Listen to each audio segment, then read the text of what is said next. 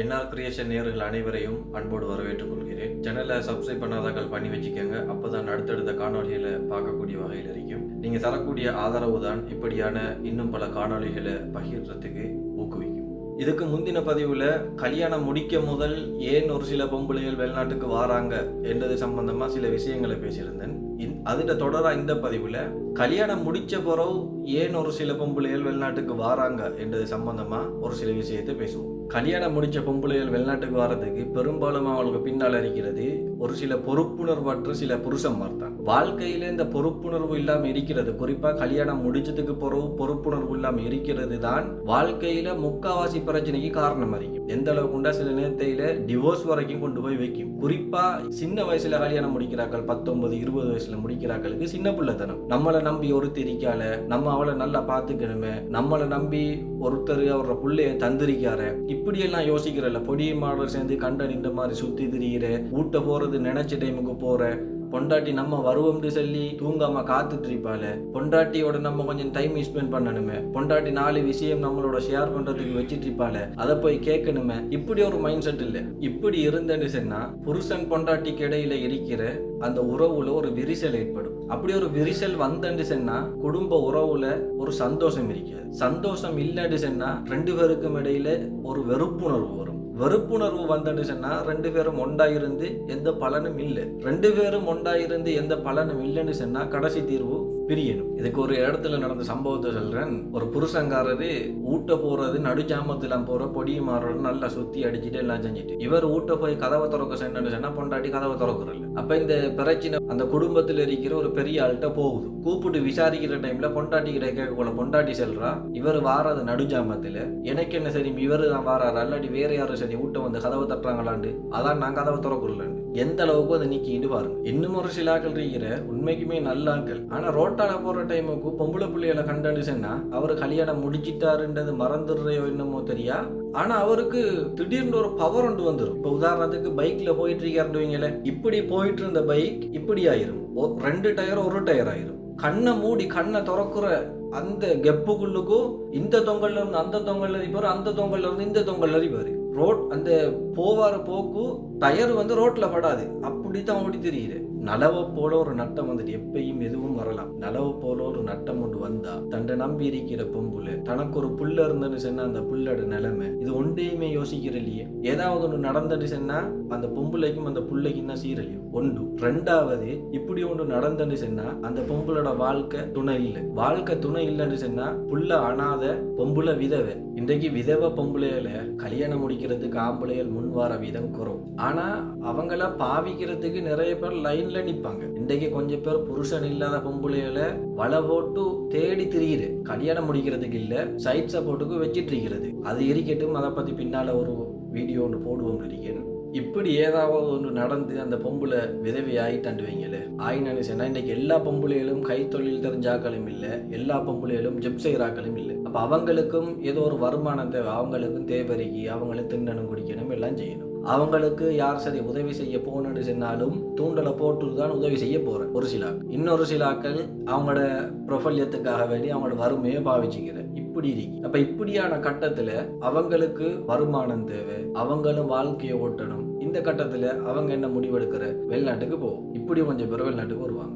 இன்னும் ஒரு சில இருக்கிற கல்யாணம் முடிக்க போல மாமா கிட்ட இருந்து பொண்ணு எடுக்க போல உண்ட மகளுக்கு தின்ன கொடுக்கணும், உண்ட மகளுக்கு உடுக்க கொடுக்கணும், உண்ட மகள் அங்க இங்க கூட்டிட்டு போகணும்னு சொல்லி அதுக்குரிய சொத்து பத்துக்களையே வாங்கி எடுத்துக்கிறேன். செலவு சித்தாயத்துக்கு சரி வாங்கி எடுக்கிறதே கூடாது. சரி வாங்கி எடுத்துன்னு சொன்னாலும் அதை வச்சு ஆளாவி உருப்பட்டு 2 பேரும் நல்ல சந்தோஷமா ஒத்துமையா இருந்து வாழுங்கன்னு பார்த்தா அதுவும் இல்லை. என்ன செய்யறேன்னு சொன்னா மேலுக்கு நோவாம ரூமுக்குள்ள படுத்துட்டு மாப்பிள்ள போனையும் நல்லா கிண்டி கிண்டி கிண்டி கிண்டி பொடியமாரோடையும் சேர்ந்து இருக்கிறதெல்லாம் வித்து வித்து வித்து வித்து அழிப்பாரு. அழிச்சதுக்கு பிறகு கடைசியில என்ன நடக்கும்னு சொன்னா ஊட்ட செலவுக்கு காசு இல்லை. இப்ப அவரும் நல்லா மேல் நோவாம வீட்டுக்குள்ள இருந்து பழவினா இப்ப நம்மட நாளாந்த செலவு சித்தாயம் எல்லாம் இருக்கித்தானே. இப்ப அதெல்லாம் போகணும். இப்ப மாப்பிள்ளைய வேலைக்கு போவதுனால ஒரு நாளே போவாரு, 2 நாளைக்கு படுப்பாரு. இப்படி இருந்து ஒரு குடும்பம் ஓடுமா? இப்ப அந்த பொம்பளை என்ன முடிவு எடுக்கிற? வேற வழி இல்ல. வேற வழி இல்லாம என்ன செய்யற? நம்ம போவோம் அப்படின்னு சொல்லி ஒரு முடிவு எடுத்து வார அந்த பொம்பளைக்கு கல்யாணம் முடிக்கும் முதல்ல சீதனத்தை கேட்டு தொந்தரவு, எனக்கு அது வேணும் இது வேணும் அப்படி இப்படின்னு. கல்யாணம் முடிச்ச பிறகு எடுத்த சீதனத்தை வச்சு ஆளாவே உருப்படி அறிஞ்சு பார்த்தா அதுவும் இல்லை. அதுக்கு பிறகும் அந்த பொம்பளைக்கு சீரழிவு. அடுத்தது குடி. உண்மைக்குமே சிலாக்கள் இருக்கிற நல்லா பாடுபட்டு உழைக்கிற ஒரு நாளைக்கு 3000-4000 தேட்டராக்கள். ஆனா கவலை என்னன்னு சொன்னா தேட்டரத்துல முக்காவாசை அந்தண்டைக்கே குடிச்சடிக்கிறேன். அடுத்தண்டைக்கு பிள்ளை ஸ்கூலுக்கு போறதுக்கு பிள்ளைக்கு கொடுக்கறதுக்கு காசு இருக்காது. அடுத்தண்ட காலையில பிள்ளைக்கு ஸ்கூலுக்கு போறதுக்கு காலை சாப்பாடு செஞ்சு கொடுக்கறதுக்கு ஒரு சாமான் இருக்காது. ஆக குறைஞ்சது அந்த பிள்ளைக்கு ஒரு டீ ஒன்று ஊற்றி கொடுத்து அனுப்புறதுக்கு கூட்டமா உரிக்காது. இப்படி இருக்கிற நிலைமையில அந்தண்டைய உழப்ப பொடியமாரோட சேர்ந்துட்டு குடிச்சடிக்கிற எத்தனையோ பேர் இருக்கான். எந்த அளவுக்கு சொன்னா அவன் குடிக்கானோ வெறிக்கானோ என்றதை விட்டு போட்டு எப்படியோ வந்து உளுந்து பிள்ளைக்கு வாழ்க்கப்பட்டுட்டான் என்றதால அவன் போற மாதிரி போகட்டும், எந்த புள்ள நல்லா அறிக்கட்டும் அப்படின்னு சொல்லி குடும்பத்துல நல்ல அறிக்கிறார்கள் ஏதாவது உதவியில செய்வாங்க. அதை கூட அந்த குடிக்கு பயன்படுத்துற நிறைய பேர் இருக்கானோ. நான் கொடுக்காட்டி என்ன, அவங்க நானா மாதிரி தம்பி மாதிரி இருக்காங்க, தாத்தா மாதிரி தங்கச்சி மாதிரி இருக்காங்க, அவங்க கொடுப்பாங்க.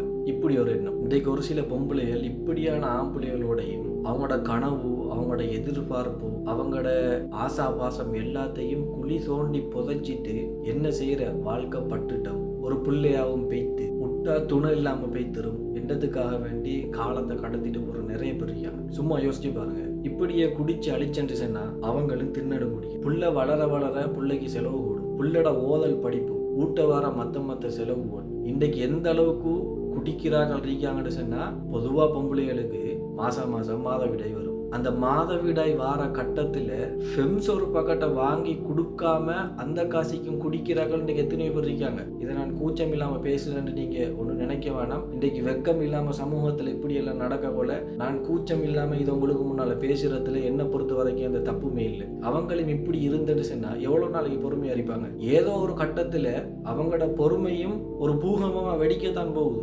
வெடிச்சென்று சொன்னா நீ தான் உழைச்சி நீயே குடிச்சளிக்காய், எனக்கும் தேவரிக்கு அதை நீ உணர்ந்து கொள்றா இல்ல, எனக்காக வேண்டியும் எந்த பிள்ளைக்காக வேண்டி நான் உழைக்க ஆரம்பிக்கணும் அப்படி சொல்லி வெளிநாட்டுக்கு இன்றைக்கு நிறைய பேர் வந்துட்டு நான் குடிக்கிறாங்கள்ட்ட ஒன்று கேட்க. இன்றைக்கு நம்மளுக்கு முன்னுக்கு ஒரு ஆள் சிகரெட்டு சாராயத்தை குடிச்சிட்டு வந்து பேசுகிற டைம்ல நம்மளுக்கு எப்படி இருக்கு அந்த நாத்தத்தை நம்மளால சகிச்சிக்கல மாதிரிக்கா. சில நேரத்தையில ஒரு சில ஆக்கள் மூஞ்சிக்கே சொல்லி திறந்துட்டுறாங்க, பூவா பாங்கால என்ன செடி நாத்தம் அடிக்கிறோம் கூட. இன்னொரு சில ஆக்கள் மனசால நினைச்சுக்குவாங்க சனி எங்க அப்பான்னு எப்பதான் தொலைஞ்சு போவான தெரியா என்ன வெடுக்கு நாத்தம் அடிக்குது அப்படி. அப்ப சும்மா யோசிச்சு பாருங்க, ஒரு 2 நிமிஷம் நம்ம ஒருத்தரை சந்திச்சு பேசக்கொள்ள அவருக்கே அந்த நாத்தத்தை தாங்கலாம் இருக்குன்னு சொன்னா ஊட்ட போய் அந்த ராவு ஃபுல்லா எரிக்க போறது பொண்டாட்டியோட, தின்ன போறது குடிக்க போறது பொண்டாட்டியோட, படுக்க போறது ஒரே கட்டில பக்கத்துல. சில நேரத்தையில புருஷனை பொண்டாட்டியும் சேருவாங்க. சேர்ற டைம் நம்மளுக்கு நேருக்கு நேர் இருந்து கதைக்கிறதே அவ்வளவு ஒரு அருவருப்பு அறிக்கை. அந்த பொண்டாட்டியும் புருஷனை சேர்ற டைம்ல அந்த பொம்பளைக்கு அது எவ்வளவு ஒரு கஷ்டம் அறிக்கை. இன்னும் சில ஆட்கள் குடிச்சிட்டு வந்து பொம்பளைய மிருகத்தனமா போட்டு நடத்துற அடியில இருந்து எல்லாம் எந்த அளவுன்னா அந்த பொம்பளை நீ அப்ப எந்த புருஷன் குடி வெறியில தான் இதெல்லாம் செய்யறாருன்னு சொல்லி அந்த பொம்பளை விளங்கிக்குவா. உன்னைய விளங்கி அவ அதெல்லாம் தாங்கிக்குவா. குடி வெறி போகும் வரைக்கும் தான் இதெல்லாம் நடக்கும்.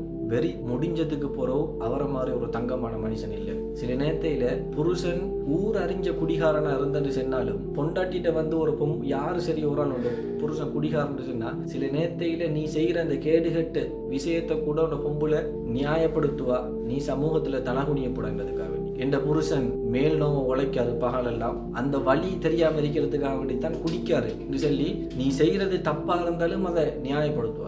அப்ப உங்க பொம்புல உன்னைய அந்த அளவுக்கு புரிஞ்சு நடக்கிற டைம்ல ஏன் உங்களால நான் இப்படி செய்யக்குள்ள எந்த பொம்புலைக்கு இது ஒரு கஷ்டமா இருக்குமே. நான் சும்மா கேட்கேன், குடிச்சிட்டு போய் பொண்டாட்டிக்கிட்ட இருக்கிற டைம்ல நீங்க அதை அப்படியே கொஞ்சம் மாத்தி யோசிச்சு பாருங்க.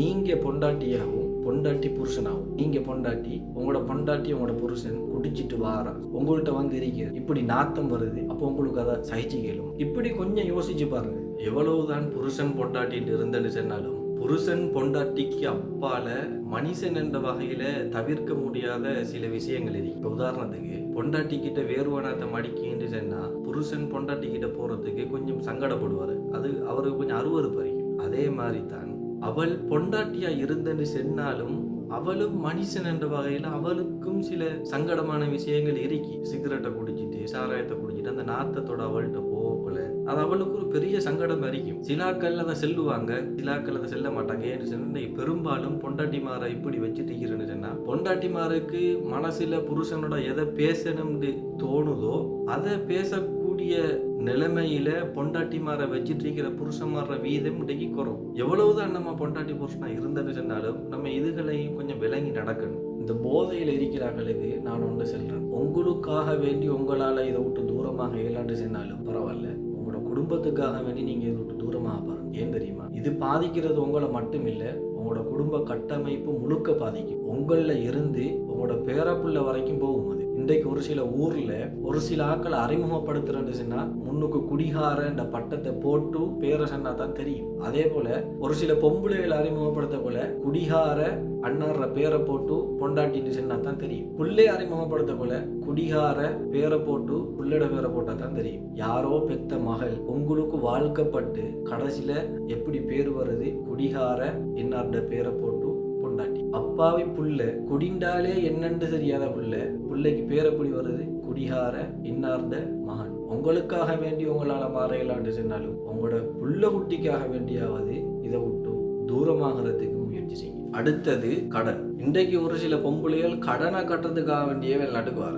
ஒரு சிலாக்களோட கடன் எப்படின்னு சொன்னா, நான் ஏற்கனவே சொன்னதை போல புருஷன் உழைக்கிறதெல்லாம் குடிச்சிட்டு வெறிச்சிட்டு குடும்பத்தை பார்க்காம பொண்டாட்டி பிள்ளைய பார்க்காம, இன்னும் சிலாக்கள் உழைக்க போகாம வீட்டுக்குள்ளேயே படுத்துட்டு இருக்கிற, குடும்பமும் ஓடணுமே. அப்ப பொண்டாட்டி மாற என்ன செய்யற, அங்காலஞ்சல போய் 4 பேர்ட்ட கடன் வாங்கி இப்படி கடன் வர்ற. இன்னொரு கடன் வர எப்படின்னா, 2 பேரையும் பொடுபோக்குத்தனம். தண்ட வருமானத்தை நாளைக்கு என்ன நடக்கலாம், நாளைக்கு என்ன தேவை வரலாம் என்றத கொஞ்சம் யோசிச்சு அந்த வருமானத்தை சரியா கையாள தெரியாதாக்கள். இப்ப நாளாந்த உழைக்கிற ஒரு ஆள் இருந்தேன்னு சொன்னா அவரோட உழைப்ப இன்றைக்கு அழிச்சு முடிச்சிடுற. தின்றதுல இருந்து அங்க சுத்தி அடிக்கிறதுல இருந்து எல்லாத்துலயும் இன்றைக்கு அந்த காசை முடிச்சிடுற. நாளைக்கு திடீர்னு ஒரு வருத்தம் வரலாம், ஸ்கூலுக்கு போற பிள்ளைகளுக்கு நாளைக்கு ஒரு திடீர்னு ஒரு தேவை வரலாம். இதெல்லாம் யோசிக்கிறல்ல. அப்ப இப்படி ஒன்று வார டைம்ல போய் யார்ட்டு சரி கை நீட்டி கடனை வாங்கணும். அதே நேரத்துல மாச சம்பளம் எடுக்கிற ஒரு ஆளா இருந்துட்டு சொன்னா அந்த மாச சம்பளத்தை சரியா அவர் அந்த 30 நாளைக்கு மேனேஜ் பண்ணி போக தவறினா மாசம் அரைவாசால அந்த காசு முடிஞ்சிடும். காசு முடிஞ்சா அடுத்த அரைவாசி மாசத்துக்கு யார் சொல்லி கை நீட்டி கடன் வாங்கணும். அப்படி இருக்கிற நேரத்துல திடீர்னு ஒரு பெரிய ஒரு தேவை வந்துட்டு வைங்க, ஒரு நோய் நொடி வந்து ஒரு நோய் நொம்பல் வந்துட்டு அங்கே போக வேண்டி வந்துட்டு ஒரு மௌத்து ஹயாத்து வந்துட்டு வைங்க